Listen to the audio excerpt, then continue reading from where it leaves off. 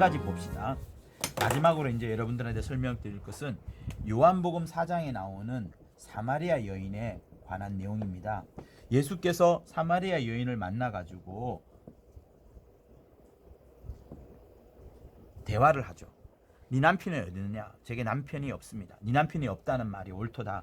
너에게 5 남편이 있었지만 지금 있는 남편 한 명 더예요. 지금 있는 남편도 내 남편이 아니다. 이렇게 말을 합니다.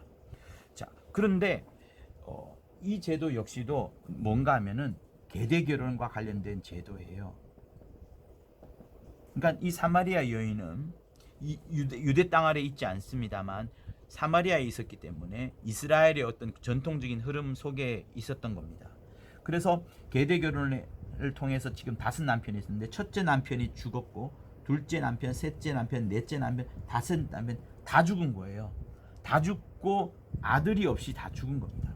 그래서 5번이나 결혼을 했고 5번의 남편이 있었고 마지막으로 한 번 더 했지만 이 남편도 실제 자기 남편이 아니라는 것을 말하는 겁니다.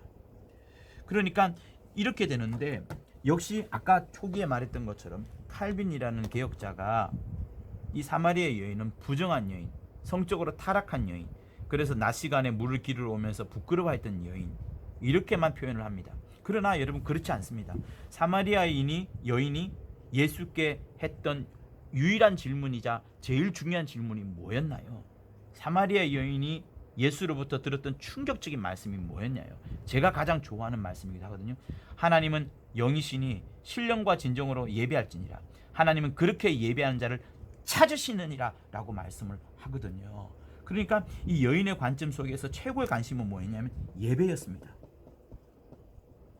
예루살렘 사람들은 이스라엘에서 예배해야 된다고 하는데 성전에서 우리는 산에서 한다이다. 예배는 어떻게 드립니까? 라고 물었을 때 예수께서 대답을 하시잖아요. 그러니까 이 여자가 한번 보세요. 굉장히 불쌍한 여자예요. 자식이 없이 여러 남편을 갖습니다. 지금 있는 남편도 아닙니다. 이 사마리아 여자는 이 땅에서 꿈이 없어요. 희망이 없습니다. 자식도 없고 남편에 대한 그것도 없습니다. 사랑도 못 받은 거예요. 이 여자의 유일한 관점은 뭐냐? 비록 유대인이 아니지만 예배를 어떻게 드리느냐? 하나님은 어디 계시느냐? 하나님은 정말 살아계시냐는 그 관점. 그래서 선지자라 보여지는 예수를 만났을 때 예배가 무엇이냐라고 물었을 정도로 이 여자는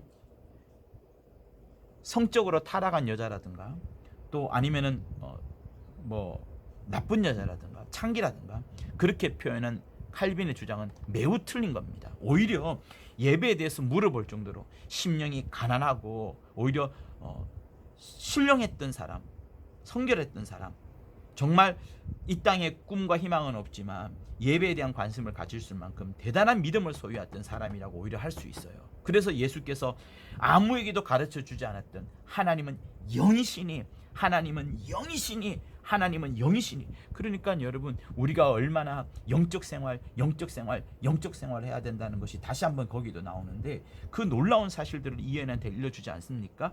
그러니까 이 제도 역시도 계대 결혼을 이해하지 못하면 이 여자가 남편이 5이니까 더러운 여자, 불결한 여자, 창기 같은 사람, 성적으로 문란한 사람으로 판단할 수밖에 없지만 계대 결혼을 하자 그러면 여인은 오히려 이 가문을 세워가기 위하여서 믿음의 가문을 세워가기 위하여서 언젠가는 기업 물을 자가 나타날 것이고 고일이 나타날 것인데 희생과 책임을 가질 그 사람을 만날 때까지 오히려 기다려왔던 사람이니까 이 여자의 믿음은 신앙은 굉장한 겁니다.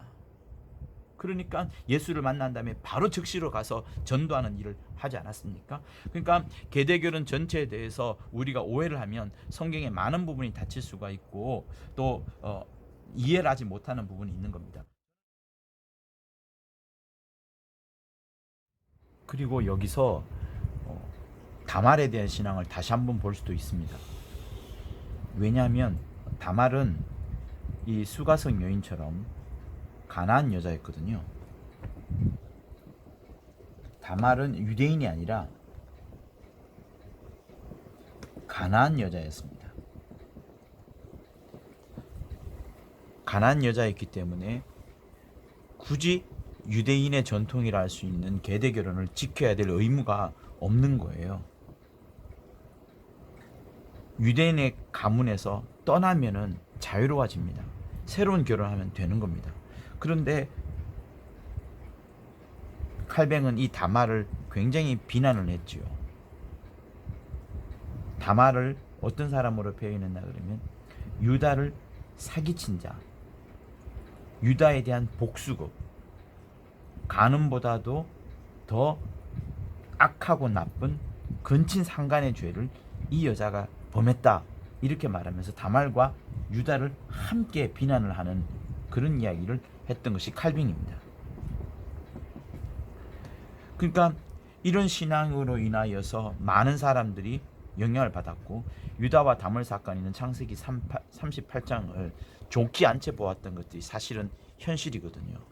그런데 아까 조금 전에 보았던 요한복음 4장의 그 여인처럼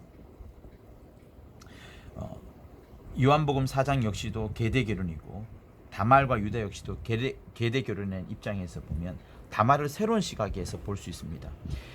다말은 가나안 여자였기 때문에 유대 땅을 떠나고 그 가문을 떠나면, 가문을 떠나는 겁니다. 가문을 떠나게 되면 자유로운 사람이 되는 겁니다. 그런데 다말은 어떻게 했어요? 아브라함과 이삭, 야곱, 그 조상으로부터 이어져 왔던 신앙이 유다에게도 전수가 되었는데, 유다를 통하여서 들었던, 곧 시아버지로부터 들었던 이 아브라함 가문의 전통, 하나님께서 한 가문을 인류 역사상에서 세우시려는 그 놀라운 역사에 대한 이야기를 다말이 들었기 때문에, 비록 유대인이 아닌 가나안 여자이긴 하지만 다말에게는 이 가문을 세운다, 곧 아브라함과 이삭과 야곱의 신앙, 하나님의 신앙을 세워나가는 일에 대해 있어서 자기가 모종의 중요한 일을 할 수 있다라고 생각을 한 겁니다. 곧 다말은 가문을 이어주는 거, 그리고 신앙의 전수를 가능하게 하는 거. 그래서 이 가문이 계속해서 믿음을 펼칠 수 있도록 하는 그 장치가 유다와의 혼인을 통하여서, 계대 결혼을 통하여서 이 가문을 이어갈 수 있다는 생각을 다말이 했던 겁니다. 그러니까 다말 역시도 아까 요한복음 4장에 나오는 수가성 여인처럼 나쁜 여자, 간음했던 여자, 근친상간의 여자, 성적으로 타락한 사람, 가난한 여자이기 때문에 오히려 그렇게 칼뱅은 평가를 했습니다만, 그런 사람이 아니라 이 가문을 세우기 위하여서 모든 감내를 수고하고서라도 이 좋지 않게 보이는 이 계대 결혼을 했던 것입니다. 그래서 창세기 38장을 다시 한번 보면요, 다말이 창기 복장을 했다거나 이런 내용들이 나오지 않습니다. 다만 그는 과부의 복장을 원래 입고 있었지만 그 과부의 복장을 벗고서 다른 옷을 입었다라는 표현이 있지, 창기 복장을 했다고 나오진 않아요. 누가 오해를 했어요? 유다가 자기 부인을 여의고 이제 딥나에 돌아와서 양털 깎는 그곳에서 왔다가 길가에 있는 다말을 보는 거죠. 다말이 과부 복장을 벗고 있었고 다른 복장을 하고 있었는데, 유다가 다말을 봤을 때 창기로 본 겁니다. 그래서 창세기 38장에는 창녀, 창기 이런 단어들이 계속 나오는데, 그 관점은 유다의 관점인 것이지 다말의 관점은 아니었어요. 그러니까 다말이 유다에게 복수를 하려 했다거나 아니면 근친상간을 하려고 했다거나 아니면 어떤 사기를 쳤다거나 그런 내용들을 일하기보다는 다말의 입장에서는 어쨌든 이 가문을 이어가기 위하여 굉장한 결심을 한 겁니다. 그리고 유다에게는 생사를 여탈할 수 있는 그런 권한이 있습니다. 창세기 38장을 자세히 보면은 당시의 가장으로서, 족장으로서 할 수 있는 큰 권한이 있었고, 며느리를 충분히 죽일 수도 있는 그런 권한이 있지만 유다는 죽이지 않습니다. 왜? 다말이 옳았거든요. 계대 결혼에서 옳았을 뿐만 아니라 그 계대 결혼 속에 스며들어 있는 하나님의 계시, 하나님의 뜻을 다말이 이루어간 사람입니다. 그런데 칼뱅은 그동안에 이 사람을 계속해서 비난을 해왔던 거죠. 저는 이런 억울한 비난과 억울한 누명은 벗겨줘야 된다고 생각을 하는 것이고요. 그런 입장에서 다말 역시도 요한복음 4장에 나오는 그 사마리아 수가성 여인처럼 정말 신실한 사람, 신령과 진정으로 예배를 드리고자 몸부림을 쳤던 이 여인처럼 다말 역시도 유다의 가문을 이어감으로써 신앙을 전수하고 믿음을 펼칠 수 있고, 마침내는 아브라함의 가문이 계속해서 쭉쭉쭉 뻗어나갈 수 있도록 한 귀한 역할을 한 사람이 다말이 아닌가라는 생각을 해보는 겁니다. 그래서 마침내 다말 때문에 누가 있는 거예요? 유대인이, 유대민족이. 그래서 이스라엘 사람들은 유대민족 하는 것이 다말 때문 아니겠습니까? 그리고 창세기 38장에 유다와 다말 사건이 들어가 있습니다. 근데 창세기 38장 그 이전에 보면은 요셉에 대한 이야기가 나와요. 그리고 이후에도 요셉에 대한 이야기가 나오고, 요셉이 마침내 총리가 되는 그런 장면이 나오죠. 그러니까 36장, 37장, 또 38장에 갑자기 다말과 유다다 이야기 들어가고, 이전에는 유다 이야기, 이후에는 유다 이야기가 없습니다. 젊은 요셉, 마침내 총리가 되어가는 요셉, 놀라운 하나님의 일을 펼쳐가는 요셉, 아브라함과 이삭과 야곱, 그 다음에 야곱의 12아들인데 12아들이 중에 하나가 유다 아니겠어요? 그런데 그 유다에 대한 이야기보다 요셉에 대한 이야기가 많이 펼쳐지고 있는 이 창세기 38장 그 너머에 있어서 요셉의 이야기가 쭉 오다가 갑자기 유다와 다말 이야기가 38장에 들어가 있는 겁니다. 그러니까 이런 역사를 바라보자면 유대인들의 입장에서는 요셉이라는 사람이 자기들의 가문을 이어갈 수 있는 큰 역할을 할 수 있는 그런 기로에서 갑자기 창세기 38장이 들어감으로써 다말과 유다가 있음으로 인하여서, 그죠? 창세기 38장이 있음으로 인하여서 다말과 유다 사건이 있음으로 인하여서 겉으로 보기에는, 칼뱅의 눈으로 보기에는 다말의 근친 상간 같고 나쁜 일 같고 사기 같고 복수 같은 그런 일들이 오히려 유다의 가문이 쫙 펼쳐지게 함으로써 다윗까지 이어지게 되고, 우리가 보는 입장에서는 어때야 돼요? 다윗 그 너머에서 예수에까지 이어지는, 그래서 지금도 유대인 하는 그런 큰 역할을 누가 있느냐 하면 다말이 하게 된 겁니다. 그래서 이 다말이라는 사람은 욕을 얻어내야 될 존재가 아니고, 유대인들이 지금도 칭송을 하는 것처럼, 비록 가나안 여자이긴 하지만 칭찬을 하는 것처럼, 그의 이름을 높이 부르는 것처럼, 룻기 4장에서도 칭찬을 하는 것처럼, 계속해서 칭찬을 받는 것처럼, 우리 역시도 그의 받아야 될 처분은, 받아야 될 명망은 정말 신앙이 있는 사람이었다. 하나님 아버지의 신앙을 이 땅에 심기 위하여서 아브라함과 이삭과 야곱을 그 뒤를 이어주는 중요한 역할을 다말이 했다는 것을 저는 다시 한번 생각해 보게 되는 겁니다. 그러니까 이런 관점에서 다시 한번 보자면 무엇을 발견하게 되느냐 하면은요, 이런 모든 제도들이 결국은 계대 결혼이라는 것은 결혼도 마찬가지인 거고요, 자식을 잇는 겁니다.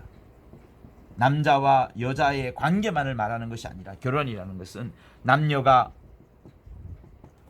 함께 모여서 결혼을 하는 것이지만 결국 이 둘 사이에서는 자식이 생기는 것이고요. 자식은 뭐냐? 결국 가문을 이어가는 겁니다. 가문을 언제까지? 주 예수 올 때까지, 오실 때까지. 우리는 이것을 이제 임마누엘로 알고 있고요. 그죠? 임마누엘 할 때까지. 누구에게? 마리아의 태까지. 이게 뭡니까? 결국에는 창세기 3장 15절에 나오는 여자의 후손이 나올 때까지. 이런 수고를 계속해서 하는 겁니다. 그래서 자식을 놓음으로써 가문을 이어가고, 가문은 이런 과정을 거치는 거지만 이런 과정이 올 때까지 신앙의 가문, 믿음의 가문, 믿음이 계속해서 흘러갈 수 있도록, 그러니까 우리의 신앙생활, 예수 믿는 사람들의 신앙생활은 자식이 매우 중요합니다. 자식에게 세상의 물질을 나누어 주고 내가 가졌던 권력을 나누어 주는 것이, 그게 우리의 꿈이요 소망이 아니라, 이 아이에게 주 예수께서 오실 것이니 그때까지 믿음을 계속해서 이어가라. 복과 복음을 전달하여라. 전도는 누구에부터 먼저 하느냐? 가정에서부터 먼저 하는 것이다. 우리의 받았던 이 훌륭한 믿음을 계속해서 자식에게 전해주는 것이 매우 중요하다는 것을 다시 한번 이 계대교훈을 통하여서도 다시 한번 또 우리가 배우게 되는 겁니다.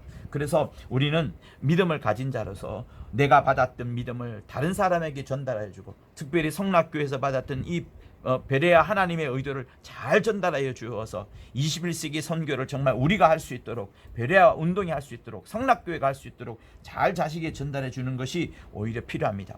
코로나19와 교회 분쟁 앞에서 우리가 전도가 막힌다고 보여질 때에는 그 방향을 또 어디로 돌려야 되겠습니까? 사랑하는 자식들에게 돌려주어 가지고 이들을 정말 믿음 있는 일꾼으로, 나보다 더 큰 믿음을 가진 자로 키워나가는 것이 하나님이 지금 우리에게 원하시는 것이 아닌가라는 생각을 해보게 됩니다. 자, 이렇게 하여서 모든 계대결혼과 관련된 내용들의 강의를 모두 마치기로 하고요. 여러 번 강의를 했습니다만 여러분들이 룻기 4장에 나오는 그 큰 하나님의 의도를 통하여서 하나님의 또 많은 쓰임을 받는 여러분 되실 것을 예수 이름으로 부탁을 드립니다. 자녀들에게 우리의 믿음을 끝까지 전수할 수 있는 여러분 모두가 될 것을 간절히 부탁을 드립니다. 감사합니다.